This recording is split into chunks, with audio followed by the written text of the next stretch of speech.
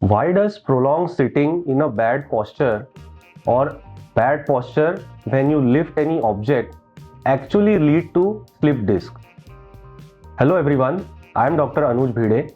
I am a brain and spine surgeon practicing at Synapse Spine in Mumbai. So to understand how our posture affects our spine, we first need to know what actually is a spinal disc and a spinal bone. So the spinal disc is a soft cushion between the two bones of our vertebrae. They transmit most of the weight from our body to our legs to the ground. So when we sit in an improper posture, the disc gets compressed between two bones like cement between two bricks. Now, how the bones get compressed varies with how we position ourselves during certain activities.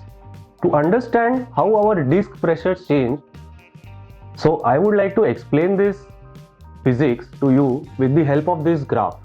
Now if you see, if we consider the standing position of the human being and the disc pressure during that time as 100, then when we sleep, the disc pressure is at 25%. That means when we lie down, the pressures at our disc are 1/4 that of when we are standing.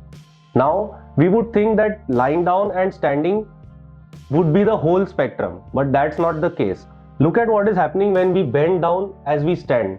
The disc pressure increases to up to 150% of what it is when we stand erect in a neutral position. Now, let's check what happens when we sit in a neutral position. When we sit in the neutral position, the disc pressures are at around 140%. Now, as we stoop forward and lift an object, the disc pressures can be more than double, that is 220% of the disc pressures in an erect neutral position. So that means when we lift any object with the help of just our back, the disc pressures can rise to more than 2 times. So that is why whenever we lift any object, we need to hold the object closer to us. We need to bend our knees and hips as well when we do this particular movement.